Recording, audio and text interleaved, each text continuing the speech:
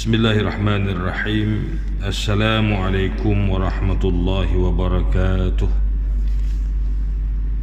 Innal hamdalillah nahmaduhu wa nasta'inuhu wa nastaghfiruh wa na'udzu billahi min shururi anfusina wa min sayyiati a'malina. Man yahdihillahu fala mudilla lahu wa man yudlil fala hadiya lahu. Asyhadu an la ilaha illallah wahdahu la syarika lah wa asyhadu anna sayyidana Muhammadan abduhu wa rasuluh. Allahumma salli wa sallim wa barik ala sayyidina Muhammad wa ala ali sayyidina Muhammad kama sallaita wa sallamta wa barakta ala sayyidina Ibrahim wa ala ali sayyidina Ibrahim fil alamin innaka Hamidum Majid. Rabbi shrah li sadri wa yassir li amri wa halul 'uqdatam min lisani yafqahu qawli. Subhanaka la ilma lana illa ma 'allamtana innaka antal alimul hakim. Wa la hawla wa la quwwata illa billahil aliyyil azim. Amma ba'd. Al-Fadil tuan-tuan imam yang bahagia, pengusi dan ahli-ahli jawatankuasa masjid, barisan pegawai-pegawai masjid, para ustaz, ustazah, pimpinan masyarakat, ya amat datuk-datuk, datin-datin, tuan-tuan haji, puan hajah, para jamaah muslimin muslimat yang dirahmati Allah sekalian. Alhamdulillah. Terlebih dahulu marilah sama-sama kita merafakkan kesyukuran kepada Allah Subhanahu wa taala. Sesungguhnya dengan inayah dan izin Allah kita masih lagi diberi ruang dan juga peluang oleh Allah Subhanahu wa taala untuk terus kita berada di alam ini, meneruskan kehidupan kita sebagai hamba-hambanya, melaksanakan titah perintahnya dan meninggalkan segala tegah dan larangnya. Alhamdulillah, dengan inayah dan izin Allah juga kita masih lagi dikurniakan kesihatan oleh Allah Subhanahu wa taala dalam keadaan kita berada dalam keadaan kebimbangan dengan penularan wabak COVID-19 yang semakin mengganas. Satu situasi yang kita sendiri berasa dalam keadaan sangat tidak selesa, bila mana kita melihat sahabat hari angka yang dipaparkan kepada kita berkenaan dengan kes-kes positif dalam bentuk angka yang membimbangkan. 5,000 lebih, hari ni 4,000 lebih. Beberapa hari yang lepas tuan-tuan kita duk maintain 5,000 lebih.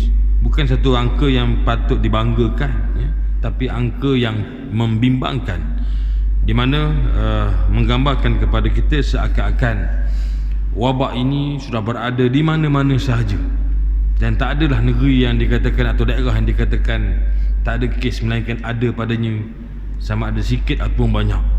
Dan kita di Kuantan masih lagi dalam kelompok daerah di bawah zon merah, tuan-tuan. Justru itu sebagai ahli masyarakat, marilah sama-sama kita memainkan peranan tanggungjawab untuk sama-sama mengekang ataupun memutuskan rantaian COVID-19 ini. Sebab kita melihat tuan-tuan, kadang-kadang dalam lorong kita atau perumahan kita ini ada sahaja lalu lalang ambulan datang, tuan-tuan. Ini satu situasi yang sangat tidak seronok kepada kita, sehingga kita bimbang tuan-tuan, orang dah mula buat tak kisah dah.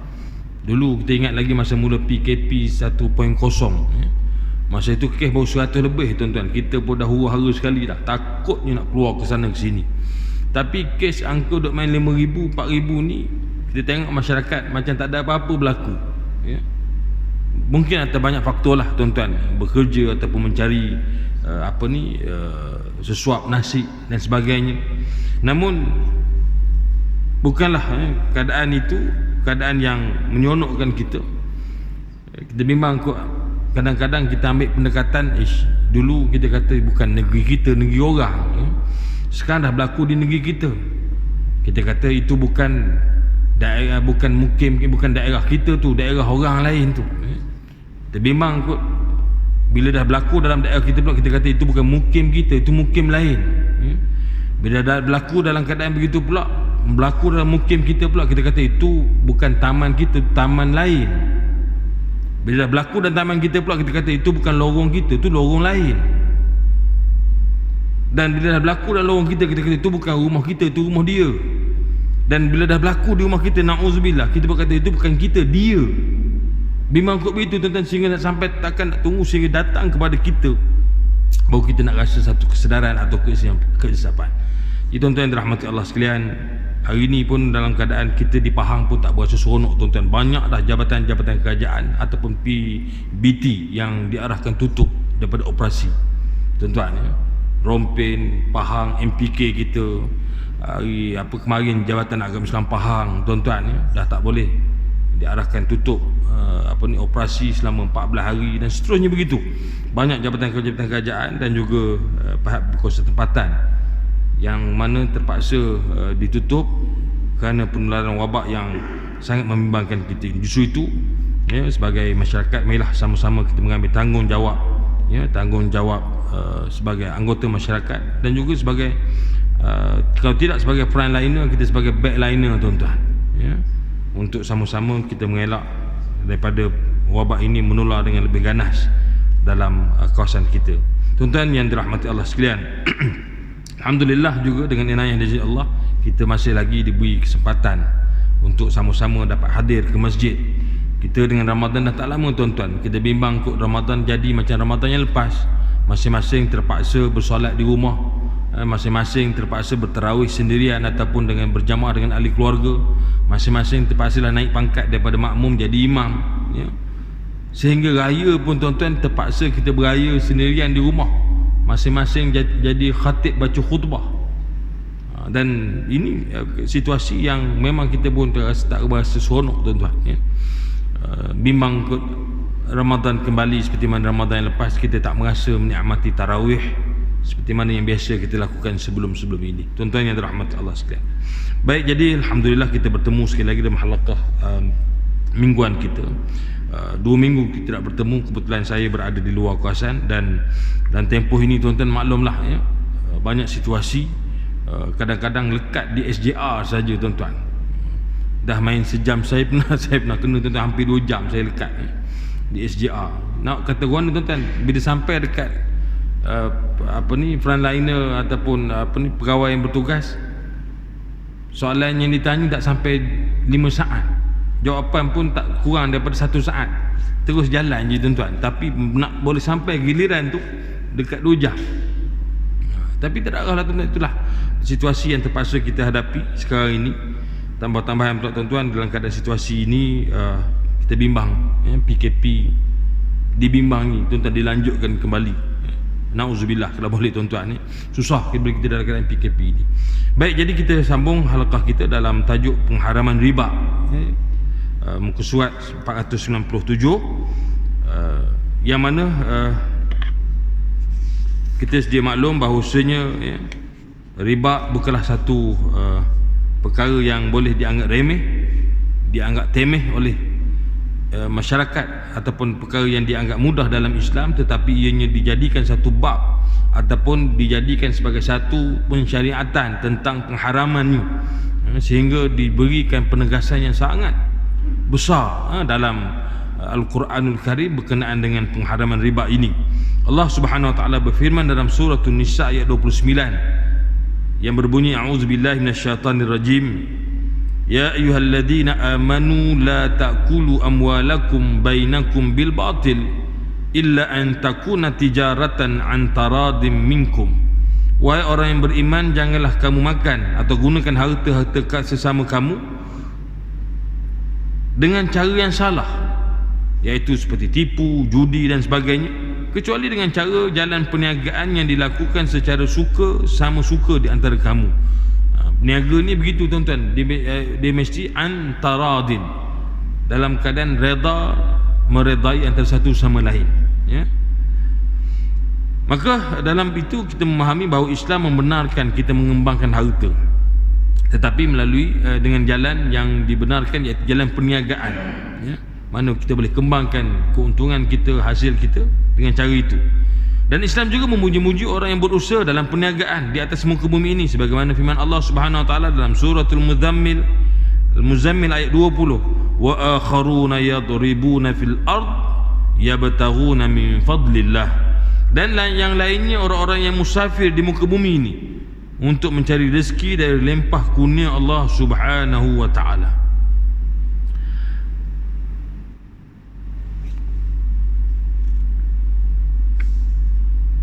Islam menutup pintu bagi sesiapa yang berusaha untuk mengembangkan harta melalui jalan riba. Riba ni untung tuan-tuan. Dia boleh, kalau apa, asas ni memang dia macam berniaga juga. Dia boleh untung. Tetapi meraih keuntungan melalui jalan riba adalah satu jalan yang diharamkan oleh agama. Lalu riba itu diharamkan baik sedikit maupun banyak. Al-Imam An-Nawawi berkata orang Islam berijma' tentang haramnya riba dan ianya termasuk dalam dosa besar. Dosa besar ni banyak tuan-tuan. Ulama mengatakan antara dosa besar ni adalah dosa selain daripada syirik dan juga derhaka kepada kedua bapa, ialah dosa-dosa yang mana dihukumkan termasuk dalam hudud Islam. Itu termasuk dalam kategori dosa besar. Apa dia tuan-tuan? Ya, seperti mana zina, ya, itu termasuk dalam dosa besar. Begitu juga dalam perkara-perkara yang diberi penekanan akan pengharamannya, sehingga sekiranya dilakukan oleh satu orang hamba Allah itu, maka dia telah dikategorikan sebagai orang yang melakukan dosa besar. Termasuk dalam perkara itu ialah riba, ya. Apa pendapat yang menyatakan ianya haram dalam semua syariat, dan ulama yang menukilkan seperti itu di antaranya Al-Mawardi, ya. Ini kita tengok dalam kitab Syarah Al-Muhadzab, ya. Ibn Taymiyah berkata amalan riba haram hukumnya berdasarkan kitab, iaitu Al-Quranul Karim dan juga Sunnah, juga ijma'. Maknanya 3 sumber yang mengharamkan riba: Al-Quran, hadis dan juga ijma' ulama'. Maknanya tak boleh nak kona kot lain dah tuan-tuan, ya. Kalau mungkin dalam Al-Quran sebut sahaja, hadis tak cerita, ijma' tak cerita, mungkin barangkali benda tu boleh jadi hukumnya lain. Tapi kalau dah 3 sumber hukum dalam Islam ini, Al-Quran, Al-Hadis dan juga ijma', maka tak ada ruang di situ yang mengatakan bahawa keharusan ataupun membolehkan seseorang itu mengamalkan muamalah yang jelas padanya terdapat riba. Islam juga mencela kaum Yahudi yang mengamalkan sistem riba padahal mereka telah dilarang oleh Allah Subhanahu Wa Taala dalam perkara itu. Antaranya ayat-ayat yang terakhir diturunkan dalam pelakuan riba ini, surah Al-Baqarah ayat 278 hingga 279. Allah Subhanahu Wa Taala berfirman, ya ayyuhalladzina amanu taqullaha wa dharu ma baqiya minar riba in kuntum mu'minin fa in lam taf'alu fa'dhanu biharbin minallahi wa rasulih wa in tubtum falakum ru'usu amwalikum la tazlimuna wa la tuzlamun. Wahai orang-orang yang beriman, bertakwalah kamu kepada Allah Subhanahu Wa Taala dan tinggalkanlah, yang ini jangan menuntut lagi saki-baki riba yang masih ada pada orang yang berhutang itu. Biasanya tuan-tuan, dia ketimbun riba ni sama ada dalam pertukaran barangan ataupun dalam bab hutang piutang, ya. Dan sampai sekarang pun tuan-tuan, memang kita tengok memang kebanyakannya perbankan konvensional ataupun hutang-hutang yang konvensional tuan-tuan, pinjaman konvensional ni memang berteraskan kepada riba, ya. Dia tidak pergi kepada kaedah yang telah dibenarkan syarak, tuan-tuan. Baik. Oleh itu, kalau kamu tidak juga melakukan yang ini perintah mengenai larangan riba itu, kata Allah, maka ketahuilah kamu akan adanya peperangan daripada Allah. Maknanya Allah isytihar perang kepada orang yang muamalahnya muamalah riba. Jadi sebab itu tuan-tuan, riba bukan perkara kecil. Kalau ada Allah isytiharkan perang, dianya adalah perkara besar, ya. Maka ketahuilah kamu akan adanya peperangan atau perang daripada Allah Subhanahu Wa Taala dan Rasulnya. Akibatnya kamu tidak akan menemui jalan selamat, dan jika kamu bertaubat, maka hak kamu yang sebenarnya ialah pokok asal hartamu, dengan maknanya modal lah, ya? Modal tadi, modal asal, pokok asal. Dan dengan yang demikian kamu tidak berlaku zalim kepada sesiapa, dan kamu juga tidak dizalimi oleh sesiapa. Rasulullah SAW mengisytiharkan perangnya ke atas riba dan mereka yang memperlakukan riba, seperti menerangkan sekali bahayanya kepada masyarakat umum. Firman Allah Subhanahu Wa Taala, idza dhahara riba waz-zina fi qaryatin faqad ahallu bi anfusihim azab Allah. Apabila tersebar perbuatan riba dan zina dalam suatu perkampungan, atau satu kawasan, maka mereka telah mendedahkan diri mereka untuk menerima siksaan Allah Subhanahu Wa Taala. Riwayat Al-Hakim dan juga Abu Ya'la dengan sanad yang baik. Maka dalam perkara ini Islam tidak mendatangkan suatu hukuman yang baru sesuai dengan agama-agama samawi, kerana agama Yahudi sendiri tersebut dalam Taurat dengan ungkapan ini, iaitu dalam Sifrul Khuruj, ayat yang ke-22, yang berbunyi, apabila saudaramu memerlukan sesuatu bantuan, maka bantulah dan janganlah mengenakan atasnya faedah atau manfaat. Maknanya ada pula faedah di situ, riba lah, maknanya simpulannya riba lah, tuan-tuan. Maknanya agama samawi semua menolak perbuatan riba ini, sehinggalah sampai kepada Islam, agama samawi yang terakhir sekali, tuan-tuan. Walaupun baru-baru ni orang viral tentang ada ajaran baru, ajaran Melayu yang dipelopori oleh Ibu Yati, bekas wartawan berita harian, tuan-tuan. Ini kes ini sebenarnya mula dikesan sejak 2018 lagi, tuan-tuan, dan sekarang naik kembali. Antara ritual yang diamalkan begitulah, tuan-tuan, mendakwa, dan kebanyakan ritualnya itu dilakukan di Pulau Besar Melaka dengan paluan gong dia dan sebagainya. Ini dia punya videonya dah banyak viral dalam apa YouTube, tuan-tuan. Yang terbaru dia nak apa, saman Yadim, Yayasan Dakwah Islamiah Malaysia, dia nak saman pula Yadim. Main orang gini gaya, tuan-tuan, tak tahu tentang mana shot kepala ni, tuan-tuan. Dulu kita di Selangor dengan ajaran Rasul Melayu Kahar Ahmad, ingatkan selesai dah masalah itu, tuan-tuan, sebab dia melalui proses-proses istitabah di Jelebu di Negeri Sembilan, kemudian di Uluyam di Selangor, proses taubat. Alih-alih pada 21 September tahun lepas, telah ditangkap, tuan-tuan, oleh JAIS kerana ada cubaan menghidupkan kembali ajaran Rasul Melayu Kahar Ahmad bersama dengan beberapa orang pengikutnya, tuan-tuan. Tapi dia tidak melalui, pasal dia mematuhi SOP itu, yang dia tak buat berjumpa ramai-ramai itu, dia dalam grup WhatsApp dan sebagainya. Dia buat secara grup pula, tuan-tuan. Tapi ajaran itu cuba diteruskan. Kayaknya dulu dia letak jawatan dah, hari dia didakwa di Mahkamah Syariah. Tak tahu dia ambil balik jawatan tu sebab tak ada orang isi, maknanya tak ada orang apply. Itu yang dia jadi balik semula tu, tuan-tuan. Ini dia antara ajaran-ajaran sesat yang berlaku di negara kita, tuan-tuan. Yang terbaru ni pula Ibu Yati pula, tuan-tuan. Ini antara perkara yang kita perlu. Itulah pentingnya, tuan-tuan, mempunyai akidah yang kukuh, pemahaman Islam yang jelas, dan juga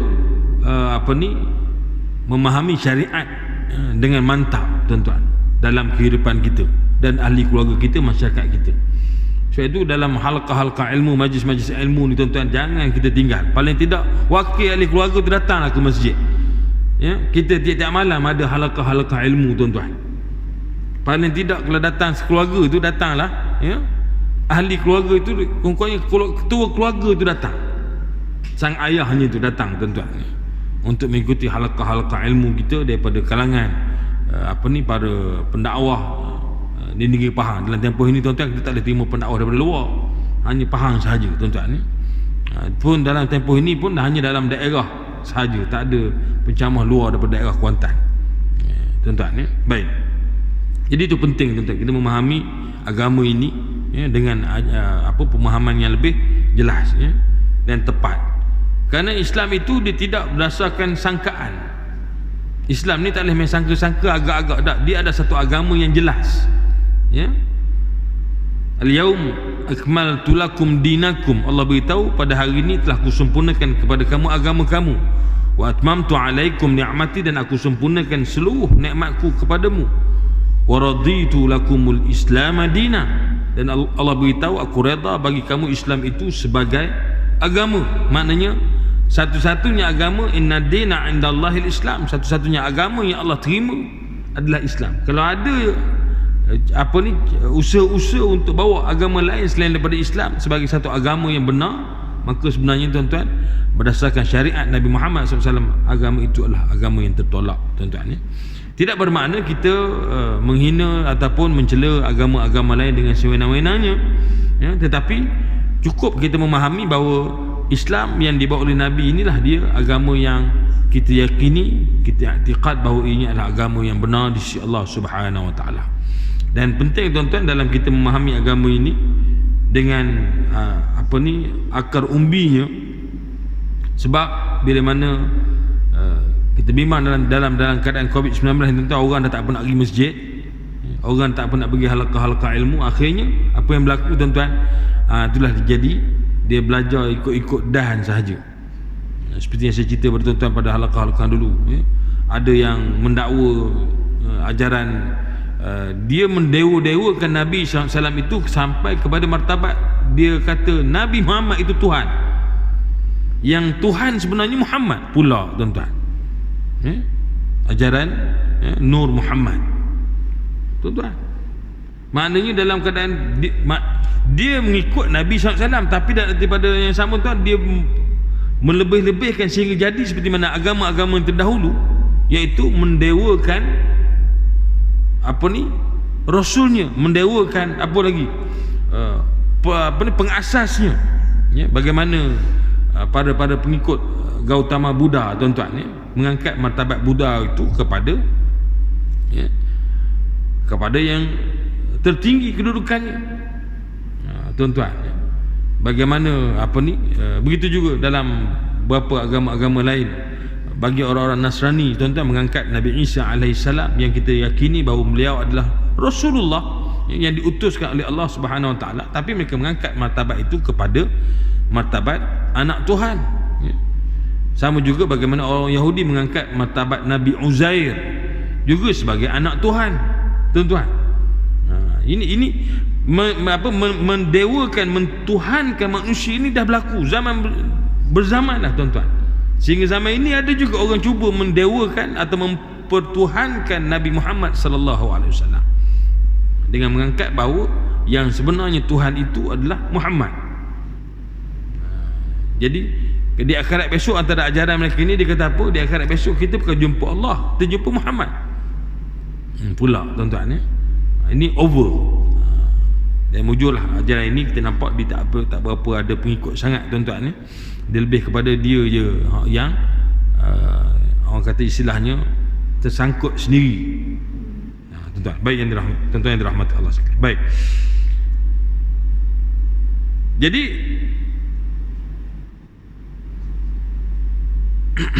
dalam agama Masihi pula, itu disebut dalam kitab Taurat, ya, bahawa dilarang mengenakan faedah atau riba ke atas bantuan yang dihulurkan. Ini disebut dalam Sifrul Khuruj, ya.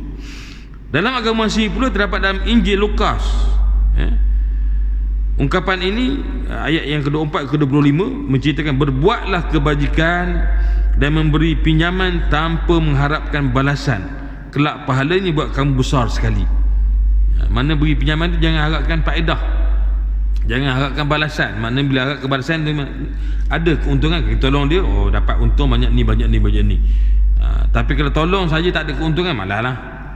Yang dituntut ialah, ya, buat kerja sesuatu pinjaman, satu bantuan itu tanpa mengharapkan balasan, kelak pahalanya besar buat kamu, ya, kata berdasarkan surah dalam Injil Lukas ayat 24-25. Namun begitu, perjanjian lama Taurat ini telah diubah demi kepentingan mereka, lalu mengertikan perkataan saudaramu itu dengan dikhususkan hanya kepada orang Yahudi sahaja. Sebab itu, tuan-tuan, tidak bangsa-bangsa lain tak apa nak mengenakan riba kepada bangsa selain Yahudi, okey, tak ada masalah. Tapi kalau sama Yahudi tak boleh dia kenakan riba. Gitu pula, tuan-tuan, ni. Itu yang berlaku. Sebab itu kita tengok antara tokoh-tokoh ekonomi dunia, tuan-tuan, ya, kebanyakannya dipegang oleh siapa? Kalau orang pinjam dengan dia tu, ya, memang akan dikenakan charge ataupun riba. Tapi kalau sama-sama mereka tak boleh, haram. Sama-sama Yahudi tak boleh. Yang dipegang balik kepada Sifrul Khuruj tadi. Maknanya yang dimasukkan saudara itu sama-sama Yahudi saja. Selain daripada Yahudi boleh dikenakan riba dan seumpamanya, ya. Kemudian mereka menggubal undang-undang baru dalam sifrut tsaniyah dengan ungkapan lain, iaitu buat orang asing engkau meminjamkan mereka dengan riba, akan tapi untuk saudaramu Yahudi jangan engkau meminjamkan dengan riba. Ada pula ayat lain ni tambah tuan-tuan, ya. Sebab itu dikatakan kita tidak menolak akan kebenaran Taurat dan juga Injil, tetapi yang kita memahami bahawa kitab-kitab ini telah diubah suai, ya, tuan-tuan.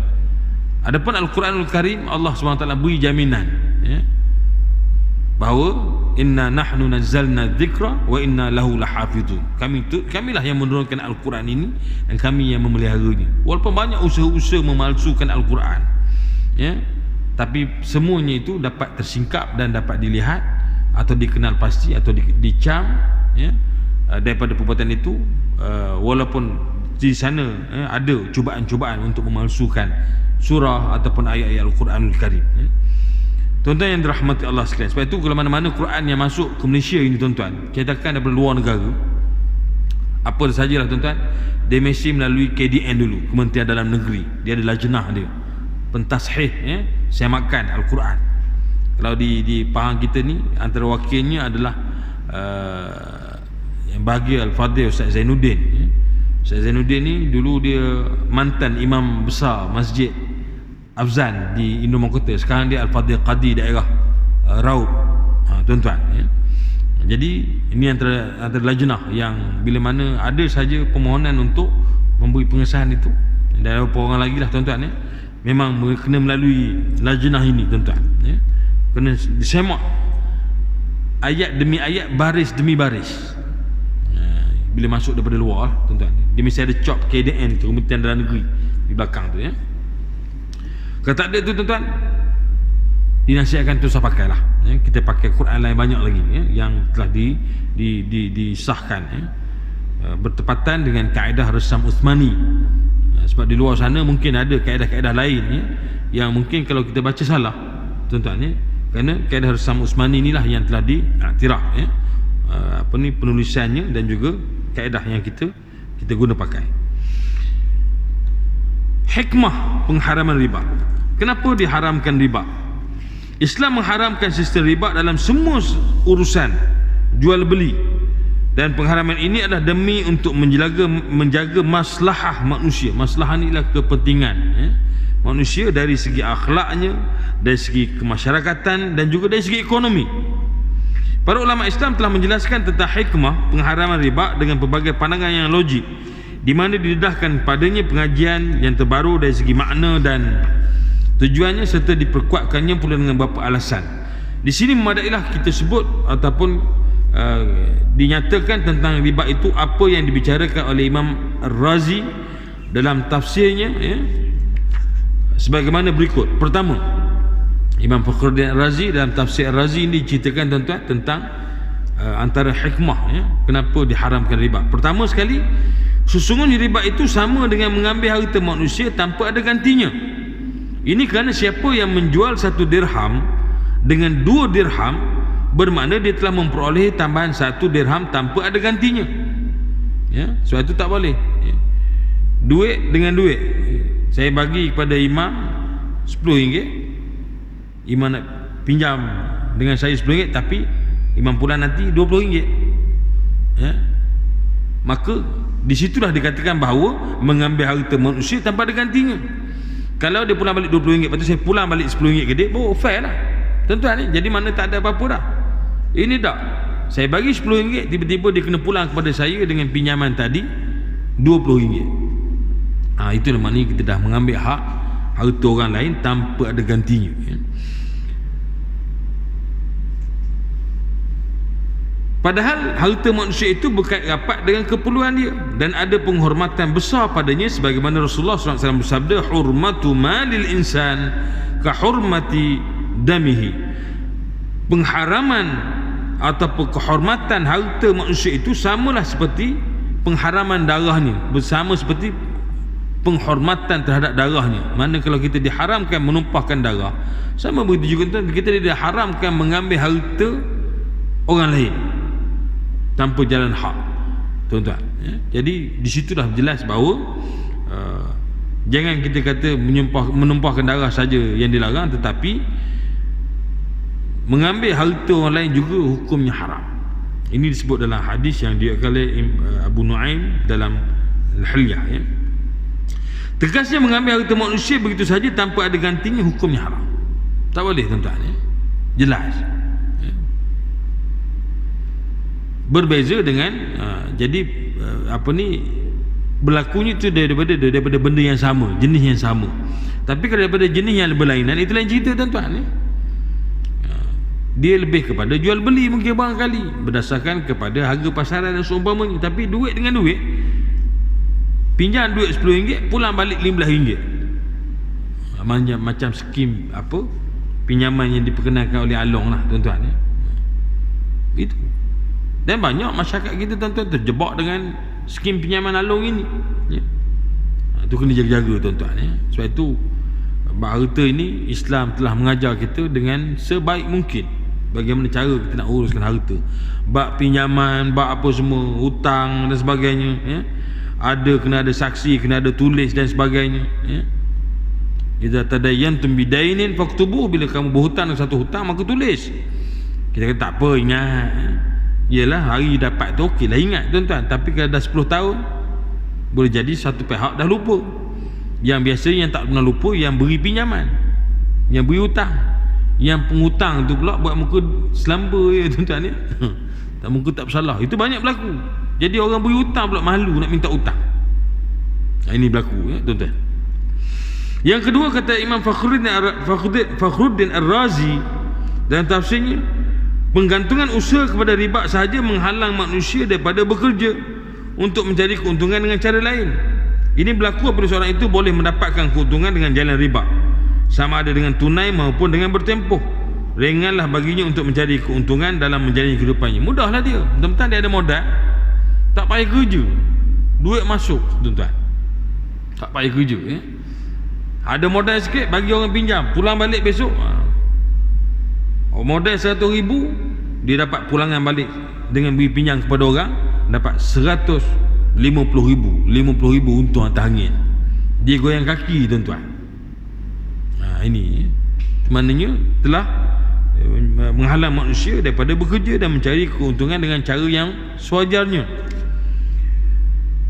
Dia tentu tidak mahu lagi menanggung kepayahan mencari kelebihan dalam apa jua perniagaan yang memberatkan dirinya, dan dengan cara ini akan terputuslah manfaat umum buat manusia, padahal sudah termaklum bahawa kemaslahatan alam duniawi ini tidak akan teratur kecuali dengan perniagaan, mengadakan kerja-kerja dalam perindustrian dan pembangunan.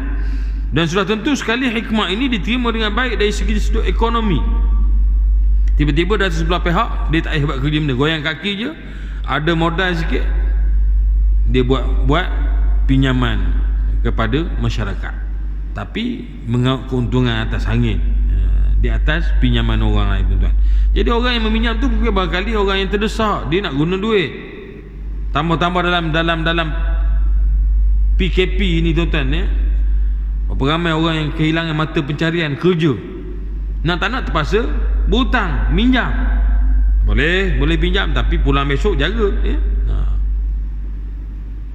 Itu memang situ dia menindas orang. Orang tu dalam keadaan terpaksa, tapi dia menangguk dia ikruh, ya. Maknanya orang dalam keadaan susah, maka dia mengambil kesempatan mengambil keuntungan, ya. Yang ketiga, kata Imam Fakhruddin Ar-Razi, hal yang demikian akan menyebabkan terputusnya semangat suka berbuat baik sesama manusia dengan memberikan bantuan dalam bentuk pinjaman. Sebab apabila riba itu diharamkan, terbukalah hati manusia untuk menerima jumlah pinjaman yang sama. Sebaliknya, jika riba itu dihalalkan, nescaya orang yang sedang dalam keperluan terpaksa mengambil pinjaman 1 dirham dengan pulangan sebanyak 2 dirham dan sebagainya. Orang yang dalam keadaan, ya, ada keperluan, makna dia terpaksa. Nak tak nak dia, kalau tak pinjam, dia mungkin tak boleh meneruskan kelangsungan hidup. Nak beli itu, nak beli ini, tuan-tuan. Akhirnya dia terpaksalah juga dan pulang dengan galang ganti yang lebih daripada apa yang dipinjam, tuan-tuan. Ini sebab tu bukan khabar riba ni tak untung, tapi keuntungannya itu dalam bentuk penganiayaan, menganiaya orang lain. Menindaslah bahasa kita tuan-tuan, menzalimi. Itu bahasa kasar tuan-tuan ya. Jadi perlakuan seumpama ini akan menyebabkan terputusnya semangat suka saling bantu membantu, membuat kebaikan sama manusia. Sepatutnya masa ni lah kita tolong tuan-tuan ya, tolong orang. Mungkin ada di kalangan sahabat-sahabat kita, masyarakat kita ya, yang terputus punca pendapatan. Dia kalau boleh nak pinjam sikit dalam RM200, saya nak buat modal meniaga kecil-kecilan, kurang-kurang yang dapat.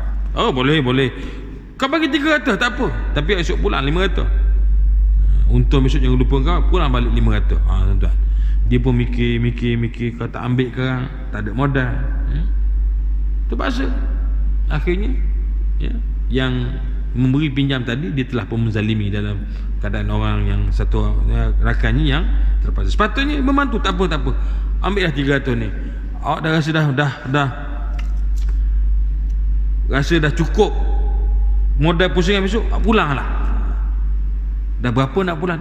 Pulang seperti mana yang tadi lah. Pinjam 300 lah, pulang balik. Kau beri pinjam 300, bila rasa dah esok, pulanglah balik ya? Itu baru main menolong. Ini dah terus keluar tanduk, orang nak minjamnya dia dah mula dah ya, tuan-tuan.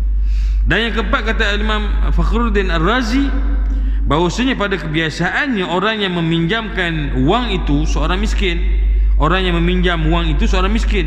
Jika riba itu halal di sisi syarak, bererti membolehkan bagi si kaya untuk memeras si miskin dengan mengambil wang tambahan daripadanya, yang mana hal seumpama ini tidak harus dilakukan di bawah rahmat Allah Subhanahu wa taala ya.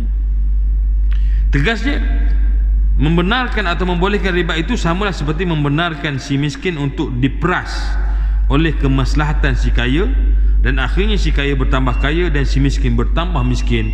Hal ini akan menyebabkan wujudnya kemewahan hidup satu tingkat dari masyarakat ke atas pembiayaan satu tingkat atau tingkat-tingkat yang lain, yang tentu sekali akan menimbulkan perasaan dengki dan permusuhan dalam masyarakat. Akhirnya orang yang tertindas tadi dia akan marah, tapi tak apa, tunggu.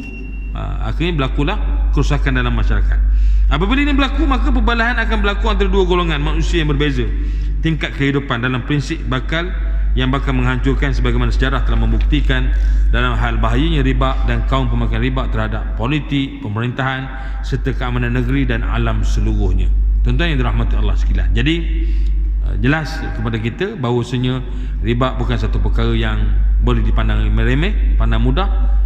Sedangkan ianya telah diisytiharkan perang oleh Allah dan Rasulnya, maka kita perlu mengambil perhatian yang serius tentang perkara ini. InsyaAllah pada halaqah yang akan datang kita bincang tajuk pemakan riba dan keraninya, makna petugas-petugasnya. Apakah berkait hukumnya, apakah dia mereka berada dalam situasi yang dibenarkan halal ataupun termasuk dalam golongan yang diharamkan perbuatannya itu dalam agama. Wallahu alam. Aqulu qawli hadza, astaghfirullahal azim li wa lakum. Assalamualaikum warahmatullahi wabarakatuh.